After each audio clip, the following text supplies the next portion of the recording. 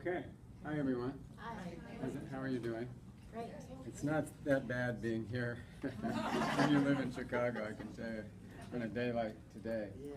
When I left Chicago last Monday, it was 3 below zero. Oh, my. Okay. But I spent a lot of time in LA, and I know there are a lot of great comedy clubs. Do any of you ever go to any of the comedy clubs in? Yeah? Which ones? My son's involved with a couple of them. They're little, they're 40 teachings. Okay. Comedy and Magic Redondo. And, Which one? and Hermosa. Hermosa, I mean. Yeah. Comedy and Magic. And there's the Comedy Store and the Ice House. There's so many here. Right. And there's one in Chicago that's just very near my house. And it's called, some of you have probably been there, it's called Second City. You've been to Second City, and a lot of very famous actors and comedians have come from Second City. And when you go there, to Second City, these very professionally trained comedians get on stage, and they take cues from the audience and from their fellow performers, and they tell a story. And that story sort of ends up in some logical place, some weird conclusion. And on the way, it's very entertaining, it's very funny. And they make improvising seem really easy. But has anybody ever tried it? It's really hard, right? Yeah. It's very hard. It takes a lot of skill, and it takes a lot of practice, and especially in the business world. And I know this because I've been doing this my whole career. And I'm going to talk to you a little bit today about some of what I've learned from my improvisation. And I'm going to show you a little bit about what my company, Golan, a PR firm, is doing to sort of improvise its way into the future. But first I want to start by sort of defining the word improvise. A lot of people think it's just simply making things up. But I prefer a different definition, and that is sort of taking the resources, what you have available to you, and turning that into something special. And in the public relations business, that's what we're doing all the time. We're taking boring information and trying to make it interesting for people. We're taking a crummy product and trying to get people to think it's something really fantastic. And so, but it's a critical skill in the business world, and it's a little like evolution. You need it to survive. Evolution teaches us, our bodies, how to adapt to changes in the biological world, and improvisation teaches us how to adjust to changes in real time in the modern world. And I think that particularly in these crazy times we live in, it is that future leaders really need to learn to play it by ear, because life is too fast and moves too fast, and it changes so quickly that you can't really make decisions based on preconceived notions or disciplines that you've had before. You have to really do it as you go, figure it out as you go along. And I think the first step in learning how to do that is to expose yourself. And I mean that in the nicest possible way. And my business is a very young business, and I spend a lot of time with young people, and I spend a lot of time on college campuses. And I sometimes worry about the people that are entering the business world today. They all go to the same colleges, they take the same courses, they read the same books, they go to the same movies, they watch the same TV shows, and when they come to us, they're sort of a commodity. They all sort of know the same thing.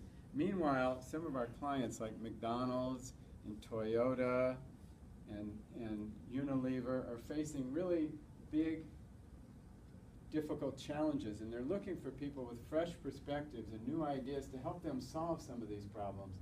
And I sometimes wonder where they're going to find those people. Is it going to be in China, or is it going to be India? And my hope is they won't have to look quite so far. I grew up in a place called Evansville, Indiana. Anybody ever been there? Have you really? Are you a Hoosier? Good for you. And I lived grew up in sort of the life of Beaver Cleaver. I even looked a little like he did. My dad built houses, and my mom was a housewife. And every winter, we'd all pile into the station wagon, and we would drive to Fort Lauderdale, Florida for a couple of weeks. And every summer I took tennis lessons at the local country club. But when I was a freshman in high school, that all changed. I was dozing off in French class, which is where I used to nap a lot. Does anybody speak French here? Okay. You know why then. And my tennis coach came and knocked on the door and called me out into the hallway to inform me in my sort of bleary-eyed state that I had been kicked off of the tennis team.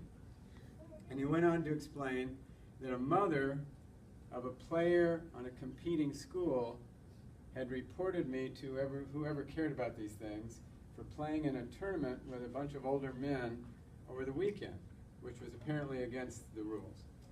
And not only did they kick me off the tennis team, but I was undefeated for the whole season, and they took every one of my wins and made it a loss. And then my team went from first place in the city rankings to last place. Oh my God. Now, unfortunately, this was not reported on ESPN or Sports Illustrated, but it was a big deal to a 16-year-old kid whose life revolved around hitting a fuzzy white ball. And it changed my life forever. And at that point, my formal education ended, and my life education began. And it began at a place called Arc Lanes, which was a state-of-the-art bowling alley in Evansville, next to the first mall. And it had 40 bowling lanes, and most importantly, it had 15 pool tables. And I was very good looking back then.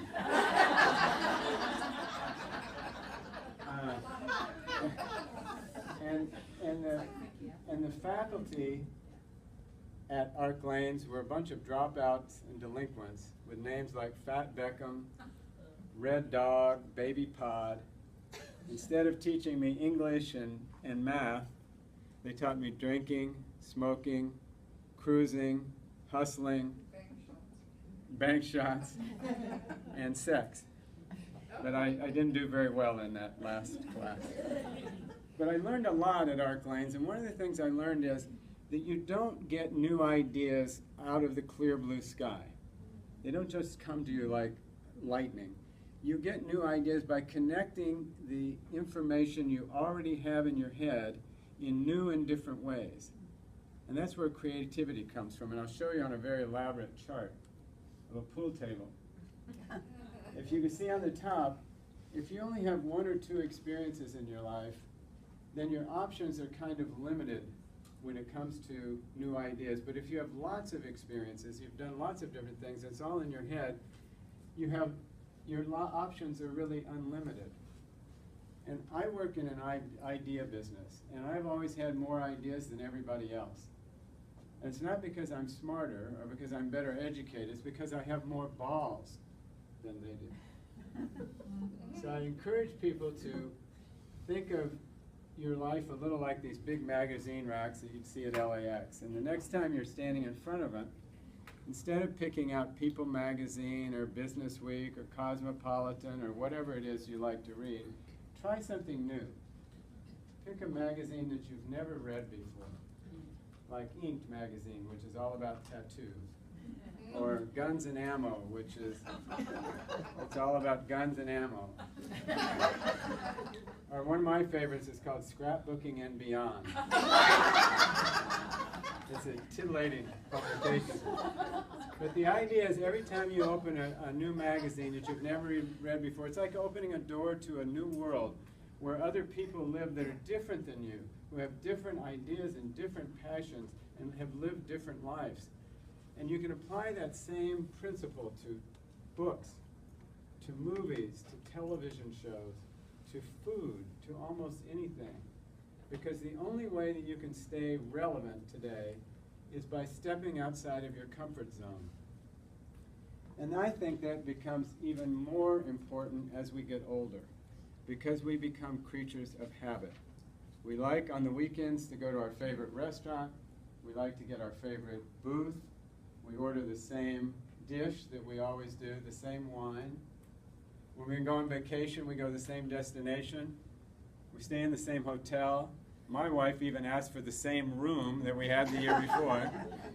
And all that is very comforting, but it stifles your creativity.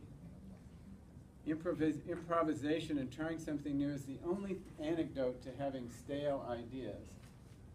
And I think it's really important for all of us, no matter what we do or how old we are, to experiment a little with our lives so that we will be able to stay relevant. And I'm going to show you for a second how we're doing it at our company.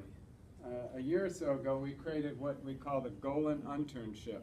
And there's one difference between being an untern and an intern, and that is an untern, we pay you for 3 months never to come to the office.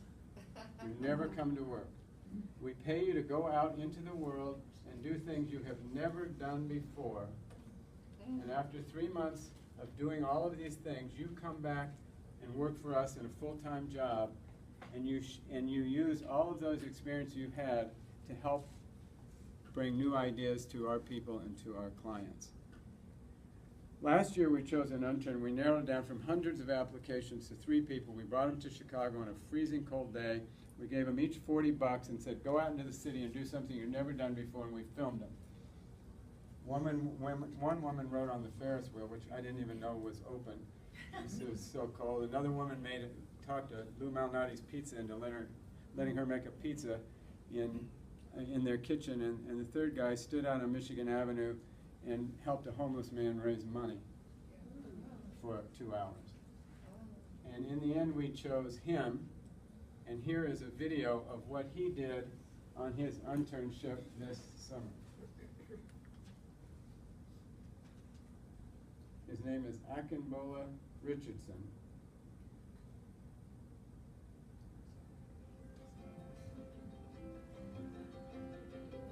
There's something beautiful about this thing we call life.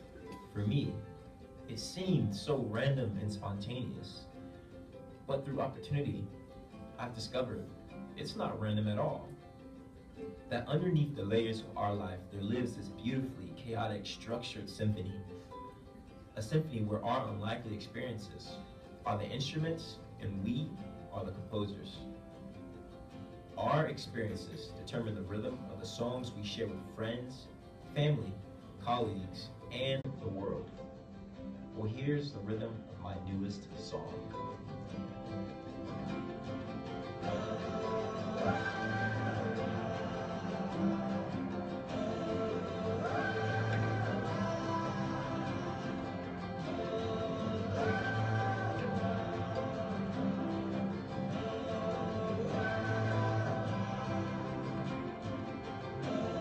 There are some events big enough to change one's life.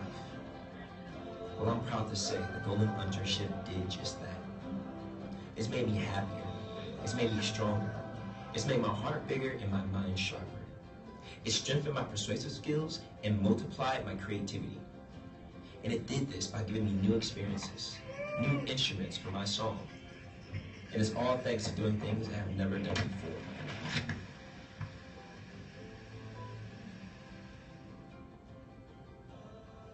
I was able to interact with foreign cultures.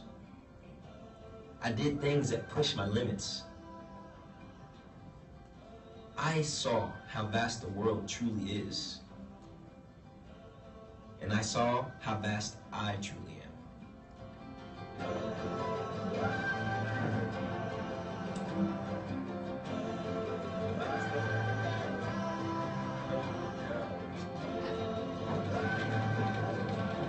This is for you.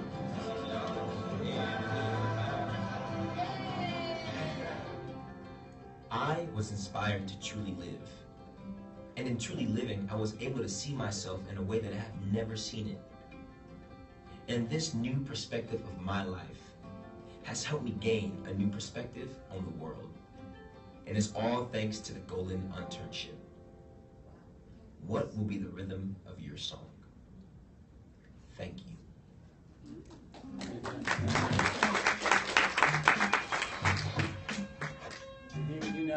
He was a senior at Howard University, and he now works in our Dallas office. And we all hope that Akinbola will be the next Mark Zuckerberg. We all know about Mark Zuckerberg because we all saw the movie, right? Social Network. He took Facebook public in 2011. It's now worth $300 billion. But we know. Do you remember from the movie what he was doing when he thought up the idea of Facebook? What?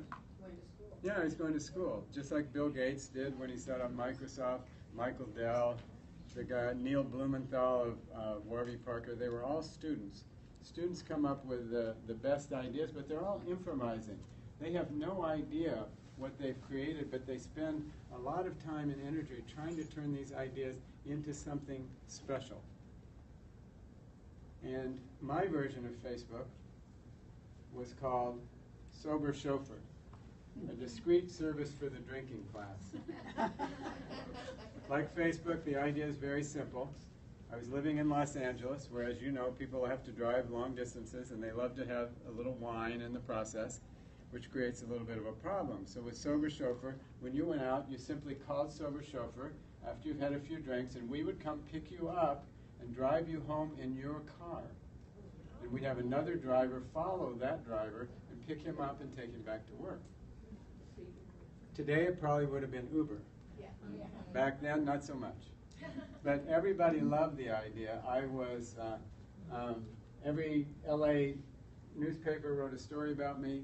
Every LA TV station came to my little house in Echo Park and interviewed me. I was on hundreds of radio programs talking about Sober Chauffeur. I was on all these different national talk shows. And the Wall Street Journal wrote on the front page that it was the best idea to ever come out of crazy California. But there was one little glitch in my business plan, and I'll give a copy of my book to somebody that can guess what that little glitch might have been.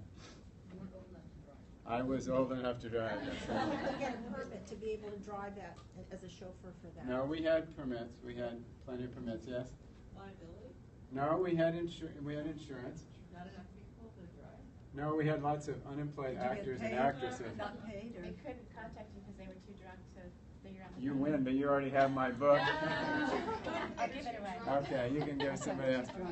Anytime you start a business, all my clients were drunk. Anytime you start a business, I recommend you having more reliable clientele.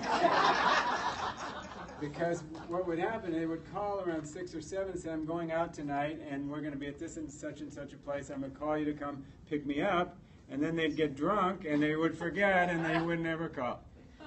So I did this, sat around waiting for the phone to ring for a couple of years, and then finally I disconnected it.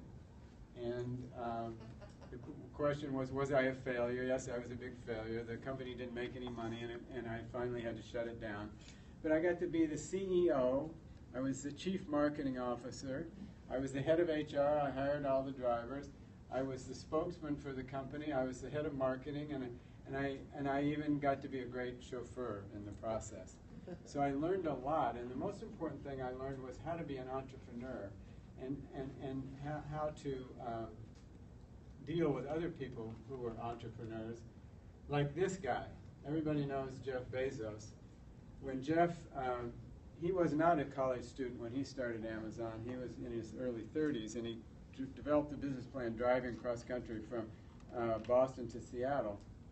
And once he figured out people would buy books online, he started selling music and then video, and he hired our firm to help him open all of these stores. And we opened the music store, the video store, the clothing store, the tools and garden supplies store, the food store, everything. And everything, every time he opened a new store, it was an experiment. He had no idea if it was going to work. Does anybody remember Amazon Auctions? Nobody. That was a big project for us to launch Amazon Auctions, because he was trying to... When was that? Well, it was probably, I'm not good on the dates, but it was back when eBay was really popular, and he was trying to compete with eBay. So it was like their 6th or 7th store.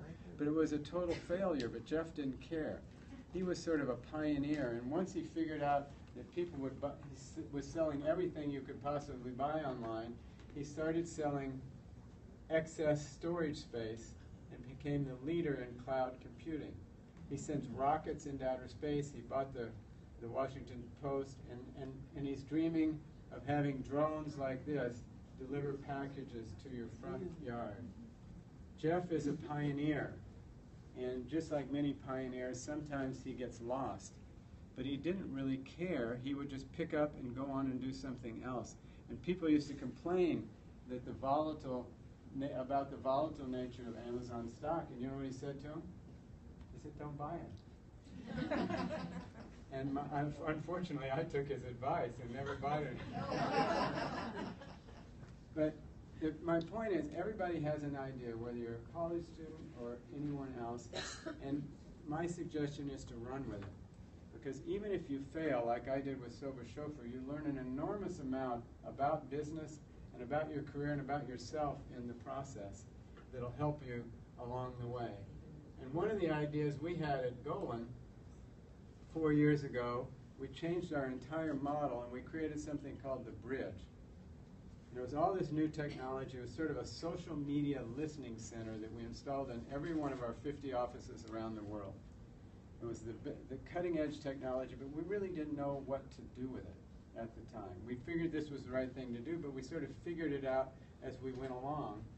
And I'm going to show you what we're doing with that technology now for a client that we've had for 60 years, McDonald's. Every 2 seconds, McDonald's is mentioned online, and not all of that chatter is positive. Because as much as people love their world-famous fries, McDonald's is a brand people love to hate, which is why in October of 2014, Golin launched the McDonald's Brand Newsroom, a team led by an Emmy-winning producer, creatives, social strategists, and community managers who run McDonald's news cycle like a major news network. In other words, the biggest PR effort in McDonald's history. And just shy of 1 year, we're proud to say, it's working. The Brand Newsroom has been vital in changing brand perceptions. It squashed McDonald's pink slime rumor, simplified its complex wage initiative, and supported its antibiotics announcement. By newsjacking daily conversations, the Brand Newsroom has helped McDonald's remain relevant among online celebrities, media, and fans alike. Over 8 hours on Super Bowl Sunday, we responded to 15 top-tier influencers, resulting in 33 media placements and over 98 million media impressions and 41 unpaid endorsements. We turned Twitter interactions with comedian Jim Gaffigan into an offline stunt in front of a sold-out college crowd, then watched him share his experience with millions of followers, and all it cost us was a few McGriddles. When it's not trading flapjacks for jumping jacks, Golin's Brand Newsroom is tapping into relevant trends, like generating 104,000 Twitter impressions after mourning the loss of a beloved Grey's Anatomy character, or delivering 336,000 organic impressions for Valentine's Day. Aw. From social stars to movie stars, we've turned strangers into fans. By delivering McDonald's to Mindy Kaling's rap party, we turned online conversations into on-air mentions. Our Mindy Kaling interactions alone helped McDonald's earn over 178 million traditional media impressions, 12 million social impressions, and despite Conan O'Brien's suggestions, she's not even a paid spokesperson. Are you in McDonald's pocket? No. Let's not forget our relationship-building food drops to media outlets including The Today Show, People Magazine, and E! Online. When Mashable broke Hamburglar's return, we fueled the conversation through proactive planned content, reactive media engagements, and influencer outreach. All this helped Hamburglar trend organically for 6 hours, topping out as the #2 trending topic of the day. By the end of it, we helped deliver 2.3 billion impressions and one hunky new pop culture icon. Since launching in October, the Brand Newsroom has flagged 525 articles related to news, trends, and issues relevant to McDonald's, acted on 411 influencer engagement opportunities out of a total of 470 shared, all resulting in 475 million traditional media impressions and 885 million social impressions over the course of 9 months. Now that's saying something. You never know who's going to mention McDonald's, but when they do, Did you see that tweet come in? we're on it. So anybody that says anything about McDonald's online, we have a conversation with them, whether it's good or bad. And we have 25 people in our Chicago office. 2 are on French fries, 2 are on hamburgers, 2 are on fish fillet. Or 1's on fish fillet, that's not as popular. But companies like McDonald's, big companies like McDonald's, are very focused on long-term plans and linear projections to lead them to some place of success at a point in the future.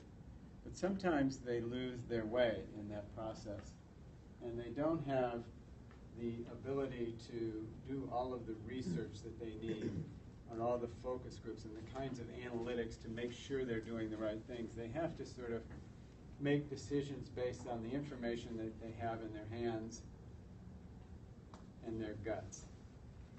And that's where they're improvising. And I think it's very important in today's business world to learn to travel without a map sometimes, because you don't always know what's going to happen the next day. And I learned how to travel without a map as a tour guide. When I was a little tired of driving drunks, I thought it would be a great idea to do something a little more interesting, so I thought I would be a tour guide. But the problem was I had never been on a tour, much less guided one. So I used my experience. I had been the doorman at the Biltmore Hotel for a couple of years, and I had my experience doing that and working as a cabin boy on a ship and as sober chauffeur, and I created a resume that made me appear to be the most likely expert in travel and tourism. And I sent it out to all these tour companies, and Olson Tours, which was the biggest American tour company, called me 3 weeks later and asked me to guide their California adventure tour. And it was certainly an adventure. This is me over here, and these are the 45 unsuspecting tourists who paid a lot of money to go on this tour. And we went to Sacramento, we went to Las Vegas, we went to Big Sur, we went to Yosemite, all places that I had never been before.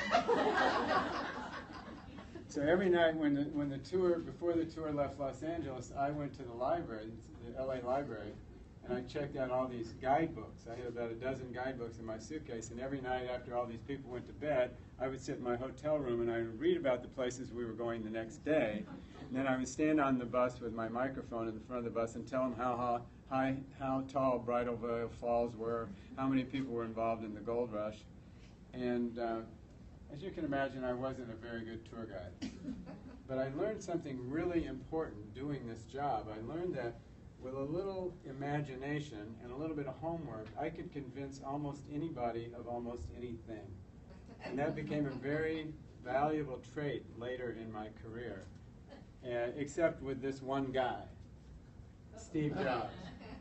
I had the pressure of working with Steve for a while, and he was one of the great improvisers. He was famous for not doing research. He even was quoted to say, "Why would I ask people what they want and then build it?" But because by the time I built it, they would want something different. He didn't care what other people thought. He only cared about his own opinions and his own instincts. But Steve was not an inventor. He did not invent the first laptop. He did not invent the first MP3 player. He did not invent the first mobile phone. He did not invent the first smartwatch. He took what was already available and he made it really special. But he was a great marketer.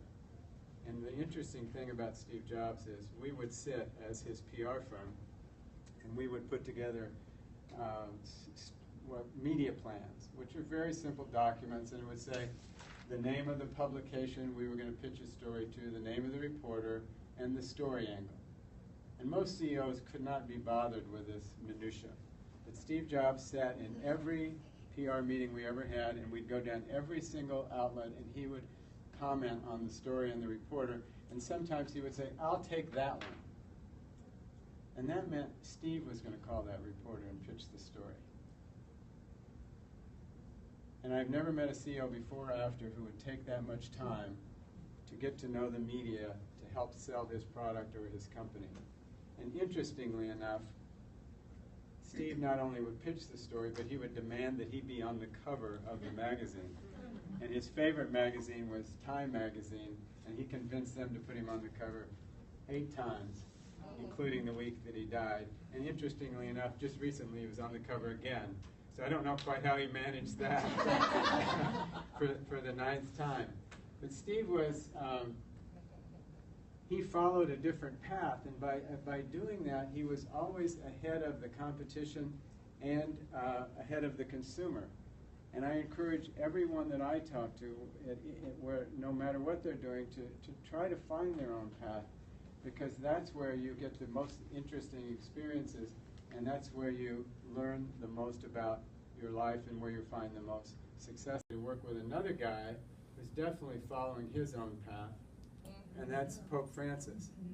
Pope Francis sort of eschews the grandeur that's in the pageantry associated with the Catholic Church, and he tries to be sort of every man's pope and relate to the average man and woman, individual, no matter where they live. And one of the things that he tried that was something totally new was with social media. When he came to the United States on this recent visit, the American Association of Catholic Bishops hired Golan, our company, to do all the social media for the Pope over the course of his visit. And I'm going to show you a little bit about how that worked.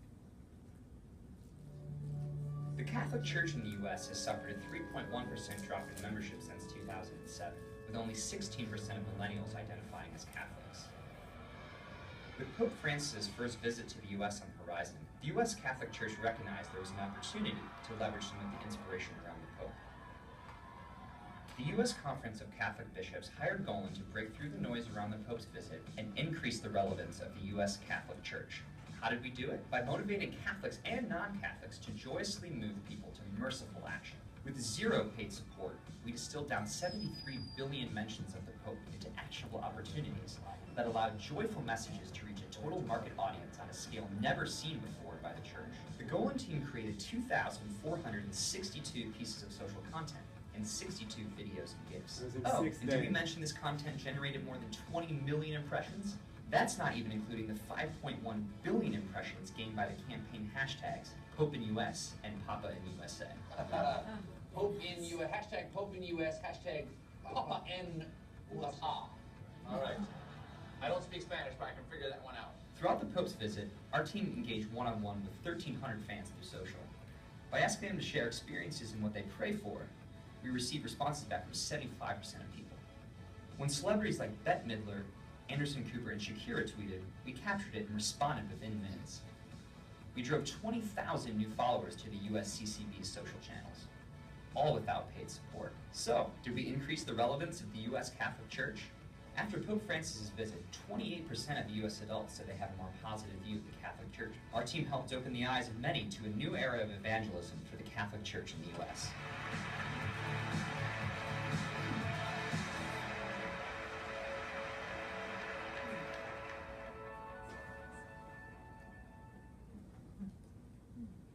So that was our work for the Pope, and I think that most of you know that, and it's everybody, all the students here learn that the business world is full of rules. Most people succeed in it by hitting their quarterly projections, fitting it into their corporate culture, and managing not to get fired. I just celebrated 30 years with Golan by doing those exact same things. But what happens, and this journey often starts at a very expensive or an Ivy League college, with a stop off at Brooks Brothers for some nice clothes, a visit to the BMW dealer for a cool car, and then a lot of time on the golf course trying to keep your handicap low. But what about the people that don't have those opportunities or don't have those credentials? How do they get into that elite executive fraternity?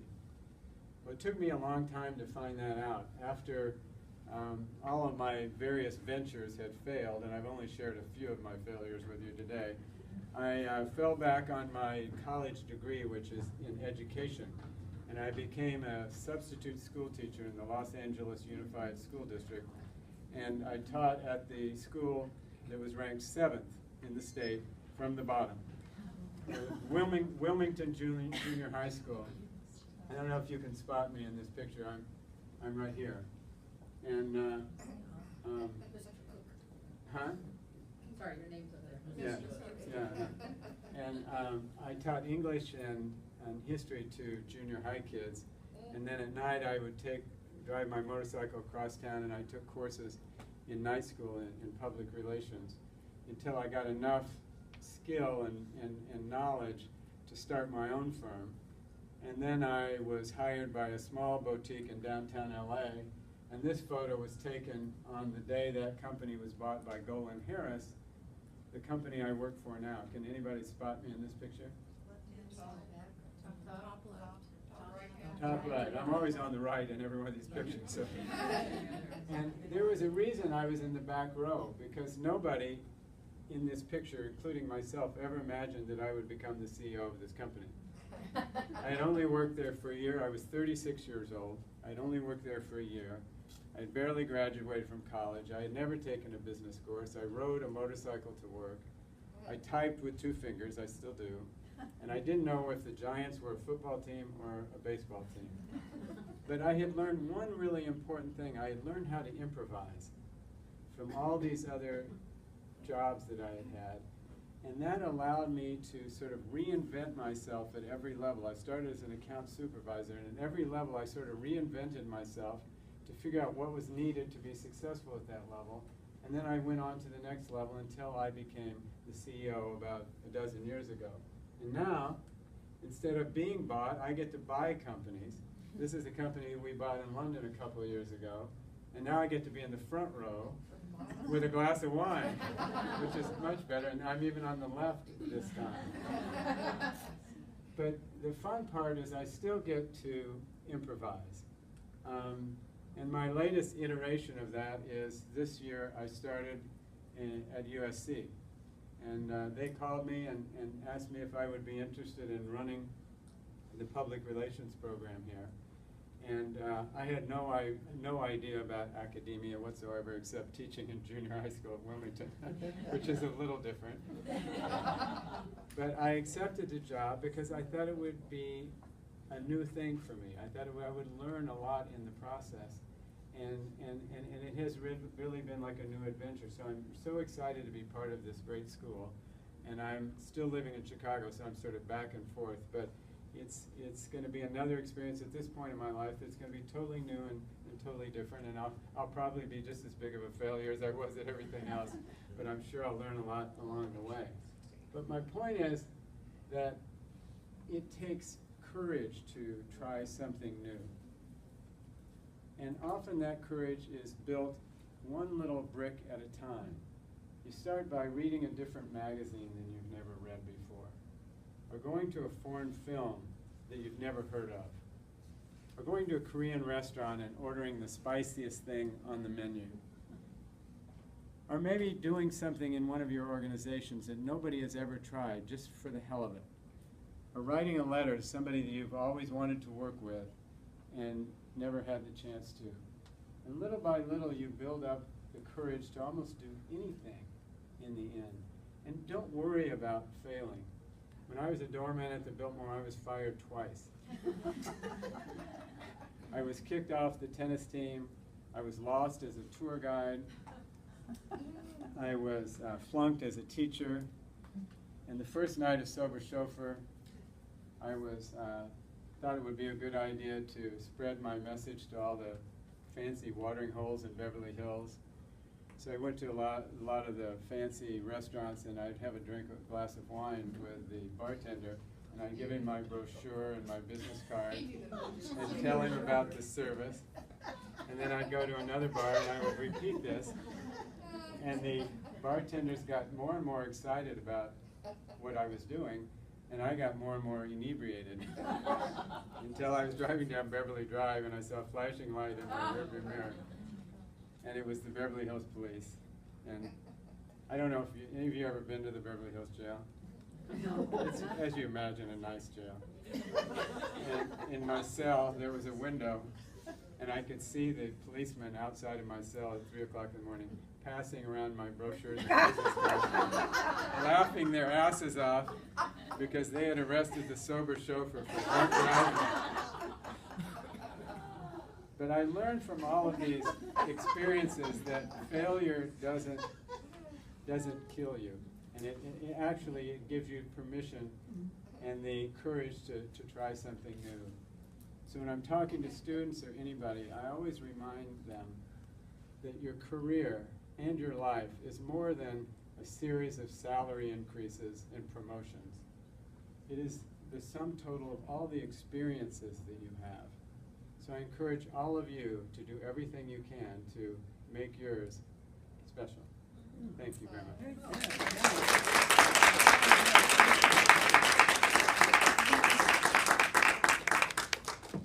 Yes, you had a question a long time ago, I know that.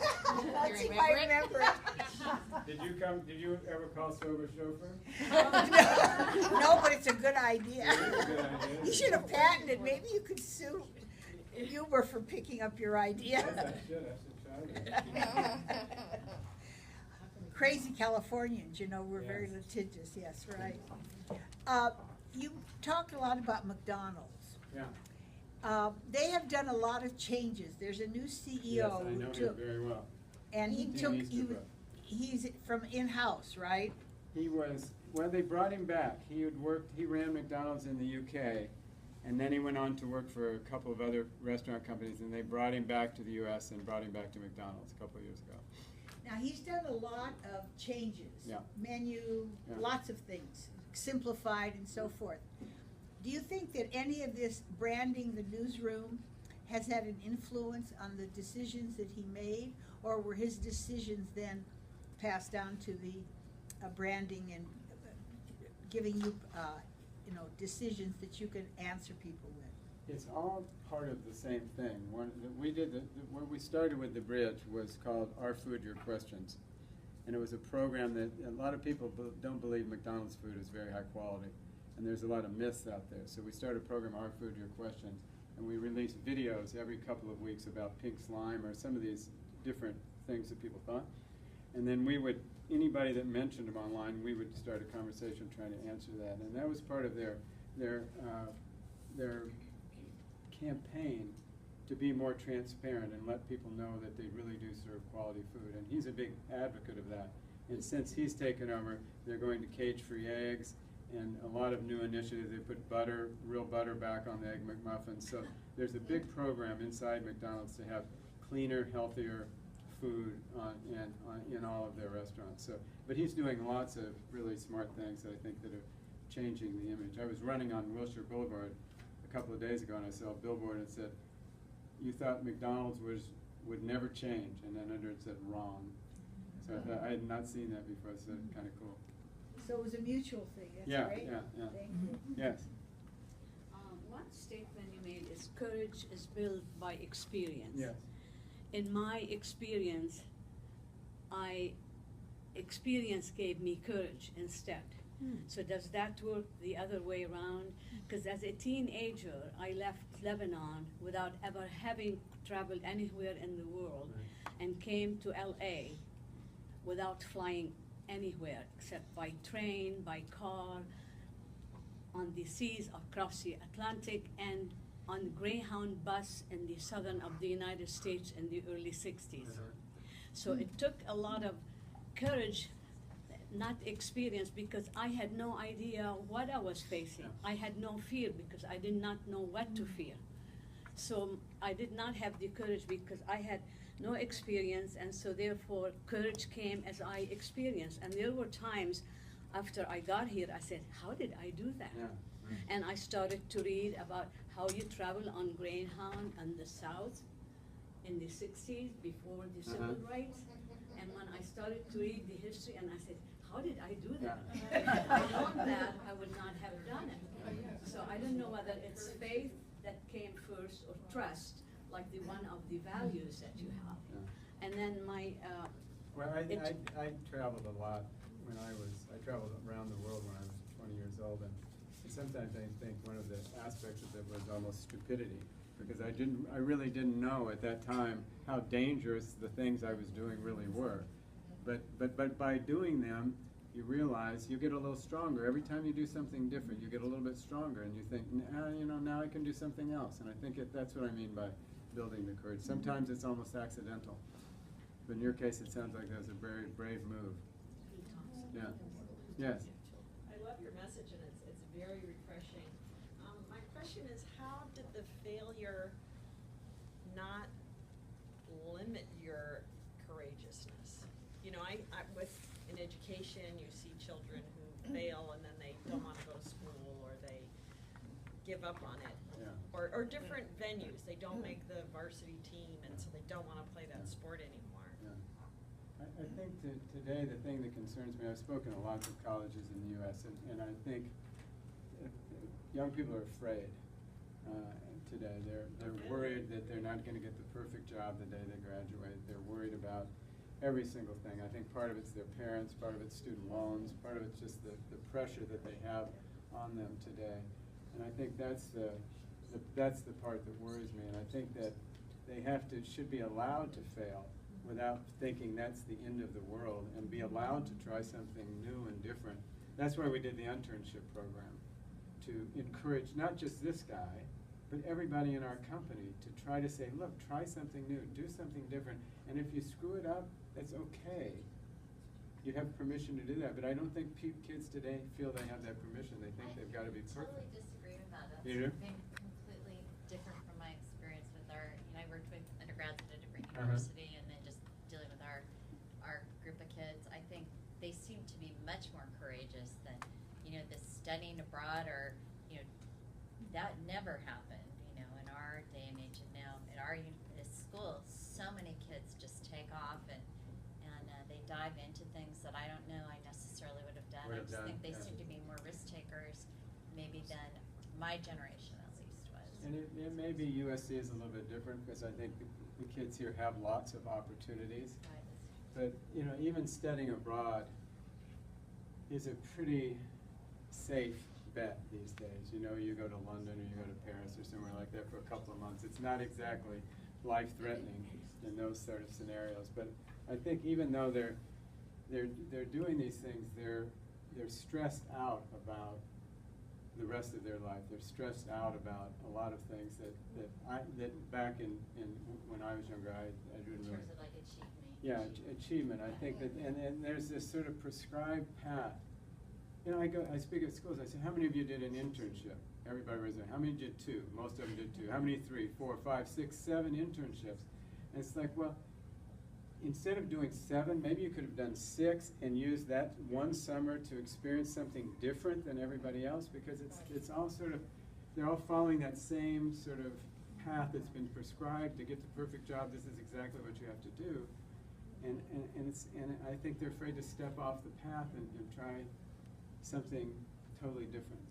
Not everybody, but I think a lot of people that I meet feel that way. Yes? I'm more in your frame of thought, and I was talking about this yesterday, just because I think kids are under so much pressure to have the perfect resume, to have everything. There's no time to fail. And I see the side light of this. I mean, I look at this generation and I see, as brilliant as they are, a lot of these kids are not problem solvers. Yeah. And I think that's a skill that's really lacking. And one thing we did step out of the box, and we let our youngest go to Europe for 9 weeks instead of getting the internship that's going to propel him into his job. So we said, you know what, this is one time in your life where he had an internship over there, but you can go to Europe and experience, because you may not be able to do that again. But I really see, as brilliant as this group of kids are, that problem solving, they never had the time or the luxury to problem solve. Yeah. I have one girl. I have lots of relationships with on email and by phone with the people that I speak to. And one girl came up to me afterwards and said, I'm thinking about taking 6 months off after I graduate and traveling around the world, but I'm really worried that that's going to put me behind in my job search. And I said, how old are you? She said, I'm 20.